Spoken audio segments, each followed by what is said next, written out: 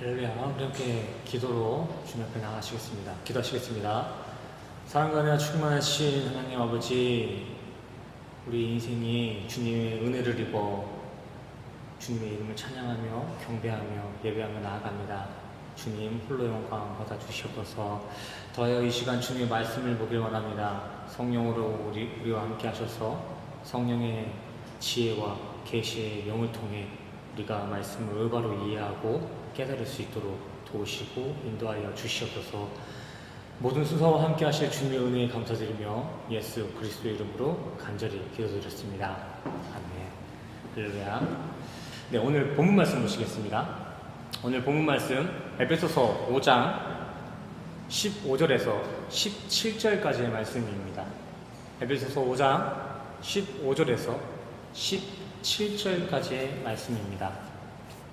길지 않으니까 오늘은 한번 같이 합독해 볼까요? 같이 읽겠습니다. 시작.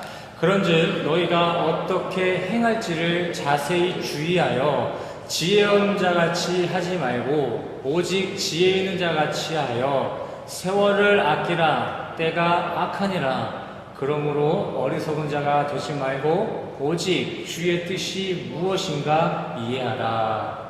아멘. 할렐루야. 이번 한 주도 주 안에서 평안하셨습니까?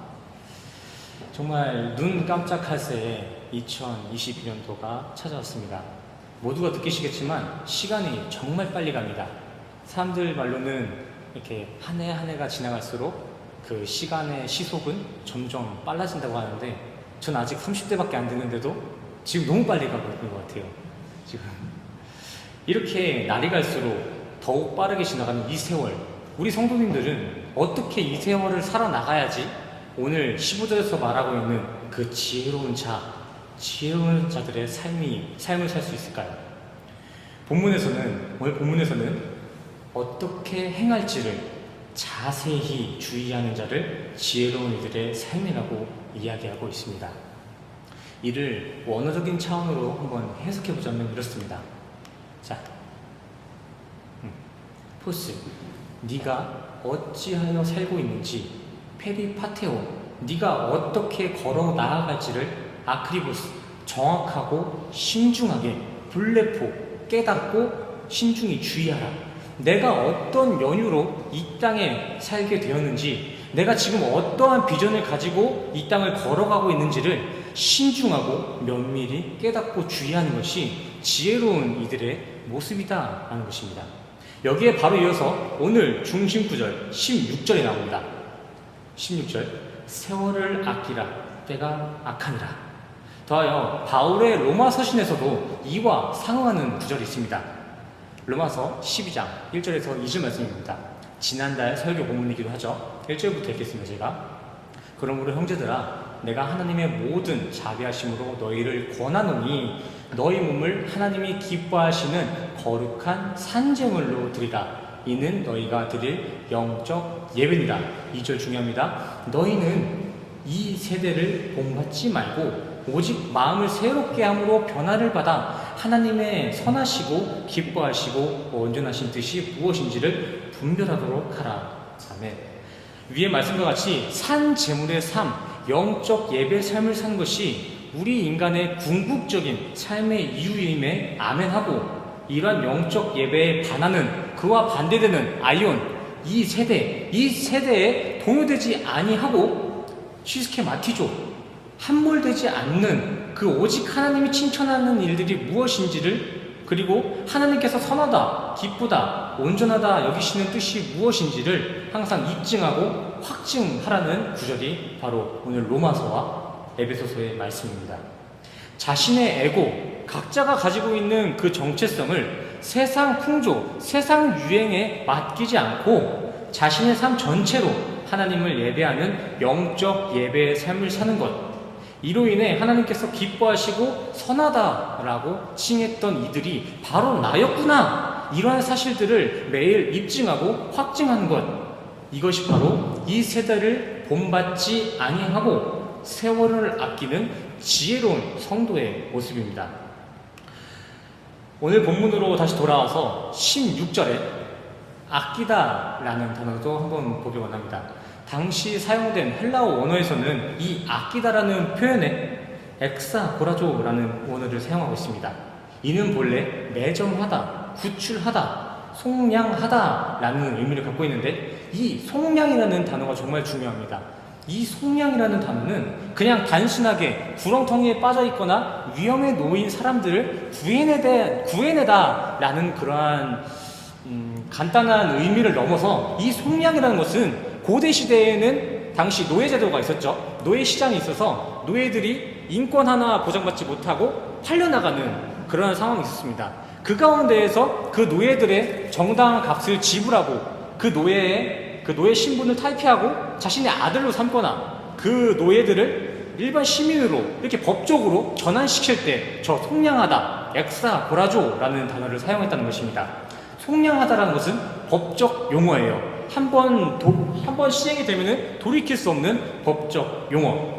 갈라디아서 3장 13절과 4장 5절 말씀도 있습니다. 우리의 율법의 저주에서 우리를 속량하셨으니 율법 아래에 있는 자들을 속량하시려고, 이렇게 두 구절. 저주 아래에 있던 우리 인간을 구해주심과 율법의 종에서 하나님의 아들의 명분을 주셨을 때 여기서 사용되었던 단어가 바로 속량, 엑사고라조, 아끼다입니다. 이때 속량은 십자가 사역을 대변할 만큼 정말 중요한 단어입니다. 법적으로 저주가 기각되었다는 거예요. 우리에게 평생토록 잊혀지지 않을 그 저주가 내려졌었는데 다시는 그 저주를 기억하지 않겠다 말씀하신 그 약속의 십자가의 의미가 이 속량이라는 의미에 같이 담겨있다는 것입니다. 이렇게 지금까지의 해석들을 적용해서 한번 내용을 정리해 보겠습니다. 내가 이 세상에, 이 세월에 던져진 연유, 그 이유를 분명히 알고 깨달아 악한 이때, 이 세월에 분별되어 주님께 속량받는 것. 율법이 판치고 있는 옛사람의 삶에서 법적으로 새로운 하나님의 자녀됨을 수여받는 것. 이것이 바로 세월을 아끼는 지혜로운 성도들의 모습입니다. 오늘 본문의 의도를 조금 더 거시적으로, 더 넓게 그 영역을 확장시켜서 이해해보자면, 오늘 본문에 나온 이 속량받은 지혜로운 성도들의 삶은 세월을 아끼는 삶인 동시에 선한 싸움을 싸우는 성도의 영적 투쟁입니다. 신앙생활이라는 것은 그냥 주일 모임날 이렇게 모여서 예배하고 교제하는 거, 이게 끝이 아니라 이 신앙생활이라는 것은 세월을 아끼는 이들의 삶이자 세상과의 저항이며 개혁을 뜻하는 것입니다. 예수를 만나기 이전 우리 인간, 예수의 속량을 아직 입지 못한 사람들은 당연히 이 세상 질서가 우상시하고 추구하는 바를 찬양할 수밖에 없습니다. 우리 인간은 본래 태생적으로 이 세대를 따르기 원하고 세상 풍조에 시선을 빼앗길 만큼 연약한 이들, 죄에 빠진 이들이기 때문에 우리 인간은 매 순간 예수를 붙잡고 세상에 굴복하지 않는 삶의 영적 전쟁을 치러야 된다는 것입니다. 속량자이신 예수님께서 눈먼 우리의 인생을 밝혀주지 않는다면 우리 인간은 결코 스스로 어둠의 상태, 이 땅 그 이상의 것을 보지 못하는 맹인의 삶에서 벗어날 수가 없습니다. 예수님께서 우리의 눈을 밝혀주시기 전에는 당연히 피조 세상의 그 안녕을 가장 최고로 고상히 여기는 장님의 삶을 살 수밖에 없다는 것입니다. 그래서 정말 우리 성도님들은 복받은 자들입니다. 참 복받은 자들. 어둠에서 빛으로, 세상 소경 장님에서 하늘을 볼 수 있는 밝은 눈으로 치유하시고 속량하신 예수님께서 우리를 찾아오셨기 때문에 우리 성도들은 정말 복받은 자들입니다. 하마터면 인간의 생애 대략 80살 여생에 나의 모든 전심을 세상에 헛되게 바칠 뻔했는데, 우리의 인생은 80살이 끝이 아니라 80세가 만기가 아니라 영생의 발걸음이라는 것을 깨닫게 해주셨기 때문에 우린 정말 복받은 성도입니다. 이렇게 우리에게 찾아오신 주님은 열심히 살아도, 암만 열심히 살아도 지옥을 면할 수 없는 팔자에서 우리 존재 자체, 우리 인간의 존재론 자체를 사랑받기에 충분한 천국의 아들로서 화목해 해주셨습니다. 주님의 은혜가 없었더라면 정말 우리 인간들의 팔자는 산소가 사라져버린 그러한 피폐한 삶을 살 수밖에 없었을 텐데, 이렇게 우리는 매일 주님의 은혜로서 생기 있는 삶을 살아갑니다. 정말 말도 안 되지만 이러한 어마어마한 복들은 예수를 주로 시인하며 세상의 가치보다 진리의 말씀을 고상히 여기는 우리 성도님들 모두에게 주어진 것입니다. 그것도 그 은혜를 값으로 칠 수가 없어서, 그 은혜에 대한 값을 친다면은 우리는 도저히 살 수가 없어서 하나님은 이러한 우리의 연약함을 보시고 그 은혜를 값없이 우리에게 허락하셨습니다. 이러한 복받은 이들에게 이 삶 가운데 무엇이 가장 지혜로운 모습일까요? 이러한 복을 받은 사람들, 이러한 은혜의 덕택을 입은 우리 성도들에게 가장 지혜로운 삶의 모습은 무엇일까요? 15절의 말씀과 같이 우리가 이 땅에 지어진 바, 그리고 비전에 대한 고찰, 하나님의 영광과 우리 인간의 참 겸손을 깨닫는 것이 예수님의 복을 수여받은 우리 성도들이 가장 지혜롭게 살아가는 세월을 아끼는 삶입니다. 내가 죽고 나서 이 땅에서 이렇게 하늘로 가져갈 수 있는 것은 이 진리의 말씀, 복음밖에 없었구나. 정말 우리는 은혜가 아니었다면은 죄에 머물다가 지옥에 갈 수밖에 없는 불행한 존재였구나를 깨닫고 나서 잠시 잠깐 머물다가 사라질 이 세상의 여생, 이 인생의 열심은 뒤로 하고 이제 조금이라도 더 열심히, 더 영원히 우리와 동행하실 그 주님을 더 깊이 알아가는 것, 이것이 진짜 지혜로운 성도들의 모습, 세월을 아끼는 성도들의 모습이라는 것입니다.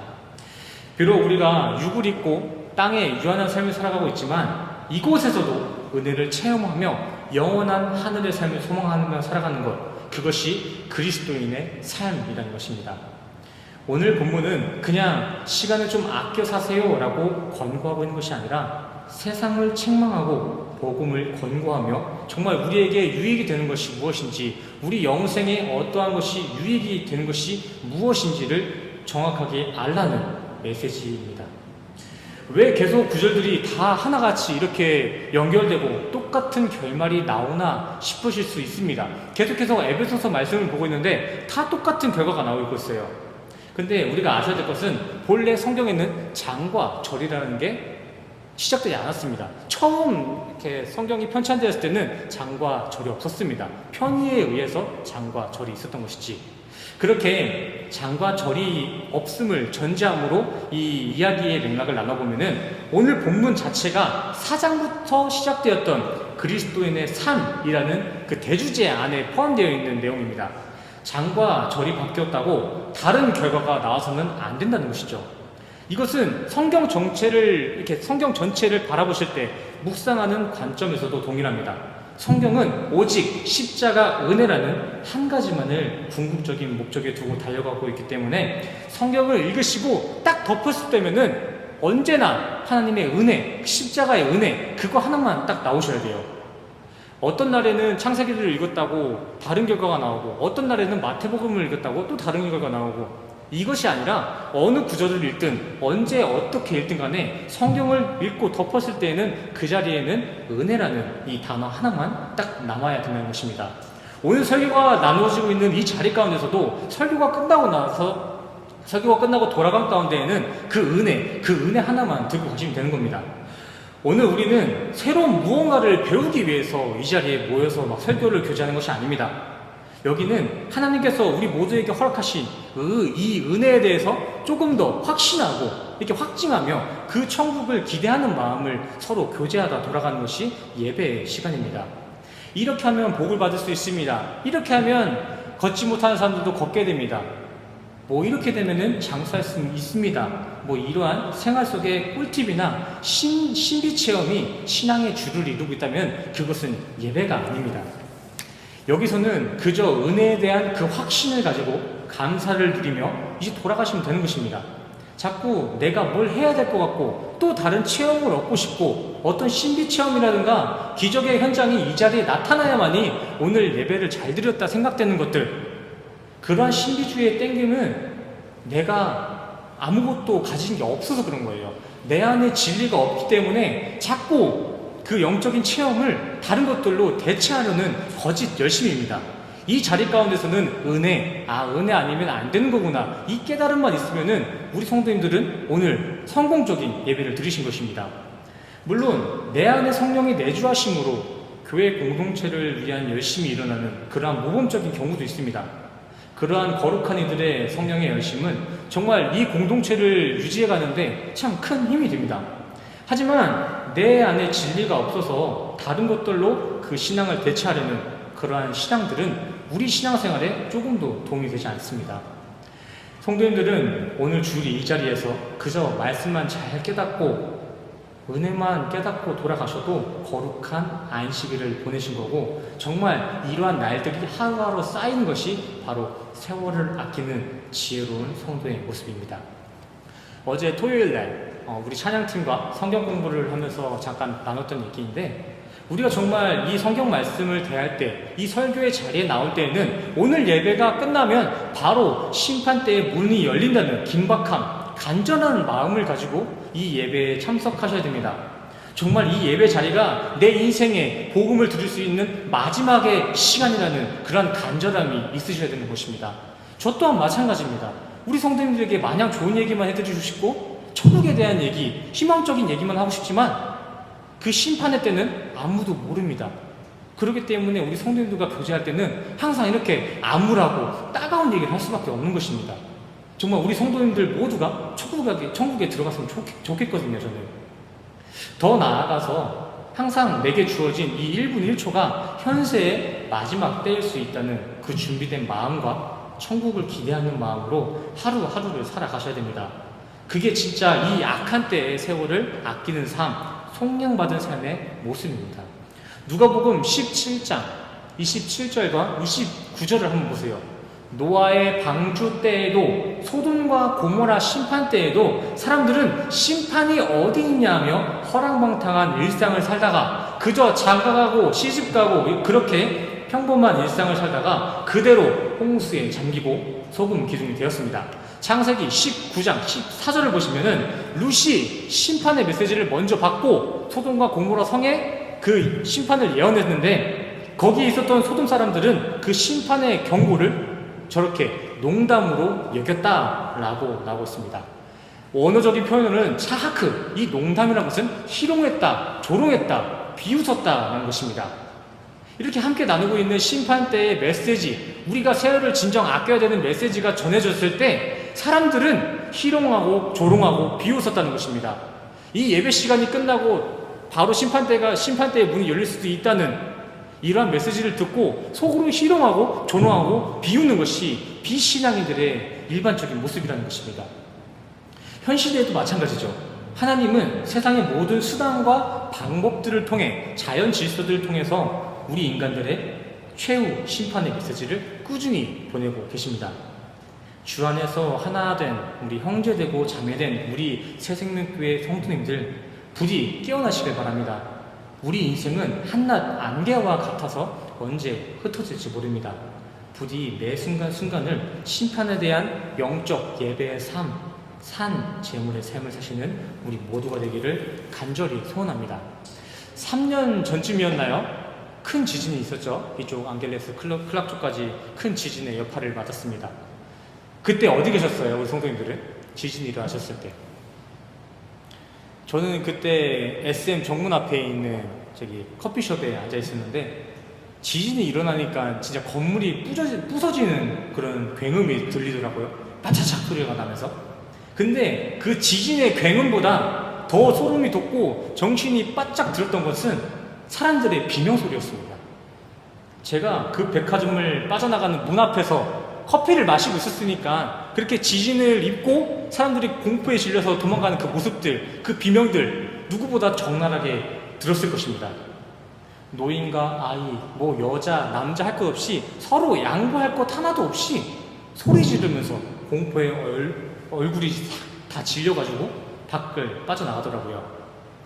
그때 공포감이 얼마나 크셨는지 밖에 나가서도 사람들이 울고 있더라고요. 너무 무서웠나 봐요. 근데 저도 그날 이후로 땅이 조금만 흔들린다 싶으면 털이 바짝바짝 섭니다. 어지간하면 물건도 높은 곳에 잘 두지 않아요. 지진에 대한 그 행동 요령도 한번 찾아봤습니다. 자, 그렇다면은 과연 우리 인간들은 이 심판에 대해서는 얼마나 경각심을 갖고 대비하고 있을까요? 성경 역사를 통해 우리에게 분명히 그러한 심판이 있을 것이다 라고 예언을 보내주고 있는데, 우리는 얼마나 그 심판에 대해 대비하며 살아가고 있으신가요? 지진에 대비해서 높은 곳에 물건을 올려놓지 않는 이 작은 성이만큼 우리는 지금 심판을 대비하고 있으신가요? 예수님 없이 살다가는, 예수님 없다가 그냥 심판을 맞으면 우리가 살 수 있는 생존율은 0%입니다.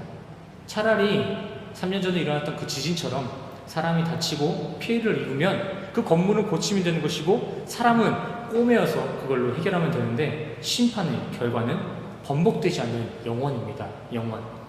다시 지난 삶을 후회하며 꼬맬 수도 고칠 수도 없습니다. 우리가 살아가는 이 삶 속에는 분명한 하나님의 심판의 시간 또한 함께 흘러가고 있습니다. 우리 인간은 그렇게 하나님의 시간과 인간의 역사가 맞물리는 그때를 맞이하면 우리 모두 각자가 부르심을 받을 것이고, 예수를 온전히 믿는 자들은 천국에 갈 것이고 믿지 않았던 사람들은 지옥에 갈 것입니다. 이렇게 평안하게 살아가고 있지만 우리의 인간들의 크로노스의 시간과 하나님의 시간은 공존해서 지금 같이 움직이고 있습니다. 그 둘이 맞물려 떨어질 때가 바로 우리가 부르심을 받는 그 때라고도 하는데, 그 때는 아무도 모릅니다. 아무도 모르는데 분명한 것은 하나님의 때, 하나님의 시간은 우리의 시간과 함께 공존해서 가고 있다는 것이죠. 언젠가는 각자의 삶 가운데 그것이 다 맞아들일 거예요. 이 땅에서 누리는 편안함과 편의들 다 좋습니다. 하지만 심판을 믿는 성도라면 그보다 먼저 심판대 앞에 있는 그 불 앞에 태워지지 않을 영의 양식, 우리가 심판대의 불을 지나도 천국에 들고 갈 수 있는 그 제목을 준비하셔야 된다는 것입니다. 하나님의 심판을 예언받은 그 롯의 마음으로, 정말 우리 새생명교회 성도들이 나의 형제고 나의 자매된 마음으로, 사랑하는 마음으로 계속해서 외칩니다. 회개하셔야 됩니다. 주님께 돌아가셔야 됩니다. 신앙 없이 그렇게 세상에 튼튼한 건물 짓고 든든히 통장 잔고 채워봐야 하나님의 속량 구원받지 못하면 아무 소용없습니다. 그러나 건물도 좋고 통장도 다 좋습니다. 근데 적어도 우리 성도는 영생을 먼저 확보하셔야 됩니다. 직장생활 누구보다 열심히 사셔야 됩니다. 근데 그 직장생활을 한 가운데서도 나는 사회인이기 전에 하나님의 자녀라는 그 영적 신분을 잃지 마시고, 장가가고 시집가고 하는 일상관계를 성실히 이어간 가운데서도 먼저 하나님과 나의 이 화목한 관계는 지금 잘 이어가고 있는지, 에이덴의 평화가 지금 잘 이루어지고 있는지 거룩히 분별하고 대비하시기를 간절히 소원합니다. 베드로전서 2장 9절 말씀에 의하면은 예수를 만난 우리 성도, 우리 한 사람 한 사람은 왕같은 제사장이에요. 이 땅에서 어떻게 살아가고 있을지 모르겠지만 하나님의 그 묵시 시간 가운데서는 우리 한 사람 한 사람이 다 왕같은 제사장입니다. 그 왕의 품격에 맞게 제사장의 덕목에 맞는 삶을 살아가시길 바랍니다. 이 세상에서 태어나 인생을 살아가면서 우리가 얻어야 할 것은 그 은혜, 그 겸손, 그 이상, 그 이하도 없습니다. 그저 우리는 주어진 시간 가운데, 우리의 인생 가운데 주님의 은혜 앞에 겸손을 배우고 그 은혜를 경외하면 그게 주님께 칭찬받는 세월을 아끼는 인생, 잘 산 인생입니다. 우리의 형편이 어떠하든지 하나님의 은혜를 경외하고 우리의 낮음을 인정하는 겸손이 있다면 그런 성도의 삶은 잘 산 인생이라는 것입니다. 우리가 정말 영생을 꿈꾸는 성도가 맞다면 그 왕의 신분에 맞게끔 정결하고 순복하게 이 땅에서는 그저 청지기처럼 나그네처럼 살아가시길 바랍니다. 잠깐 이 땅에서 좀 잘 살아보겠다고 사기치고 거짓말하고 그렇게 사시지 마시고, 정말 장차 내가 맞이할 그 신분, 왕의 신분, 제사장의 신분을 기억하시면서 하늘나라의 백성답게 이 땅에서도 왕답게 누구보다 순결하고 온전한 삶을 사시기를 간절히 소원합니다. 이러한 메시지를 듣고도 자꾸 그렇게 세상에 주는 그 덕들, 세상에 주는 그 칭찬들, 돼지 주염 열매에 만족하며 살다가는 진짜 이 땅에 평생 머물게 되는 수가 있습니다. 하늘에 올라가는 삶이 아니라 평생 이 땅 질서에 갇혀 사는 삶, 그것은 불행이고 그것이 지옥입니다. 우리 초대 목사님이 지옥을 정리할 때 어떻게 정의하셨죠? 지옥, 땅지에 갇힐 옥이라고 이렇게 정의하셨습니다.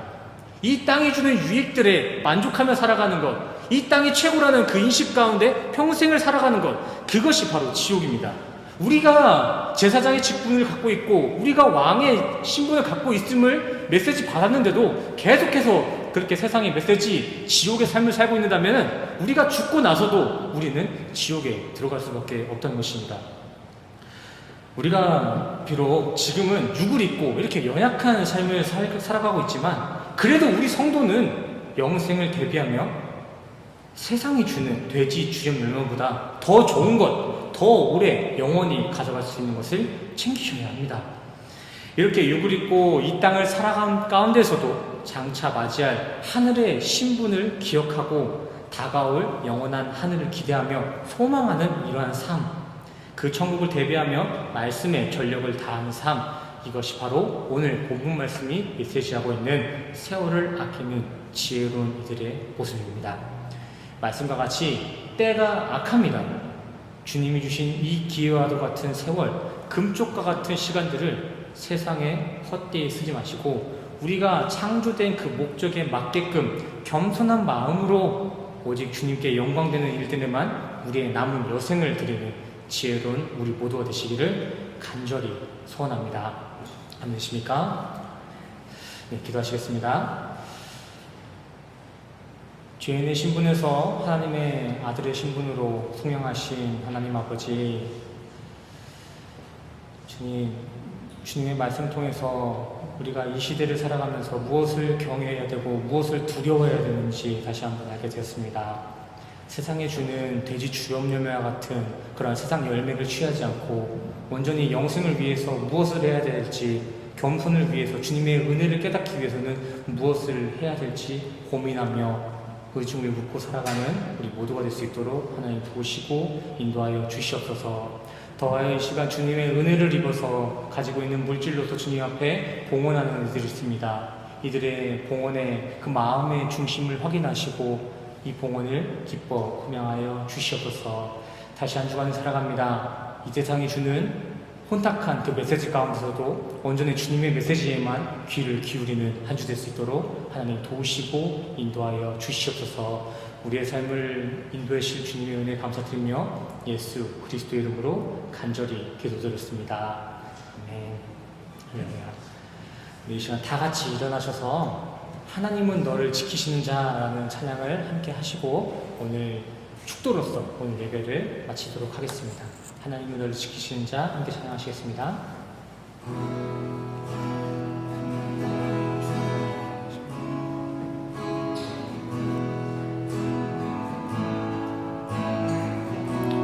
우리 가사를 생각하시면서 함께 찬양하실게요. 하나님은 너를 지키시는 자,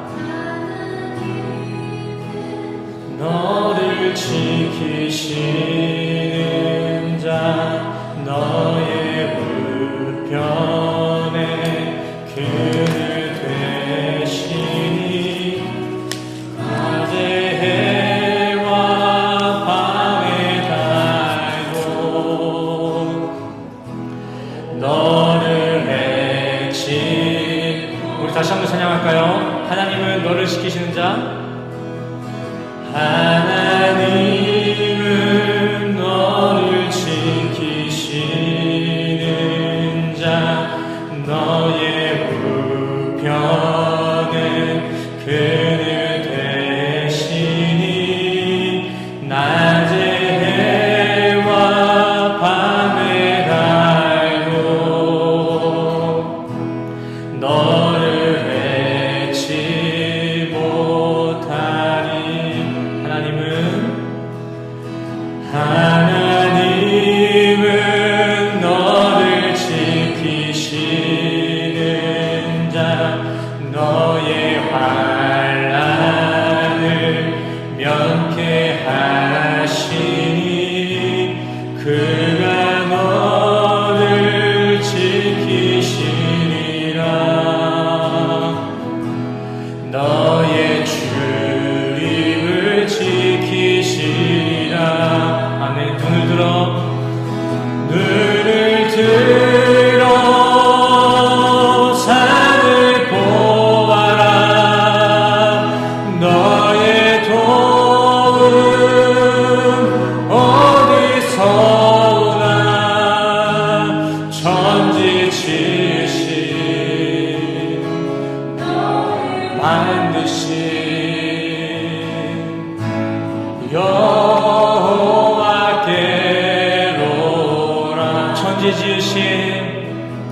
천지 지으신 아멘. 너를 만드신 아멘.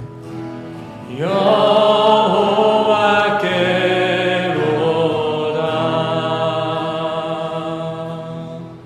아멘. 이 시간 가슴에 손을 얹고 우리 함께 축도하며 나가시겠습니다. 가슴에 손을 얹으시고 함께 축도하시겠습니다. 지금은 우리 주 예수 그리스도의 은혜와 십자가에서 완성하신 주님의 사랑과 송량하심이 지금 이 자리에 모이신 교회된 모든 성도님들의 머리머리 위에 지금로부터 영원까지 함께 하시기를 간절히 축원합니다.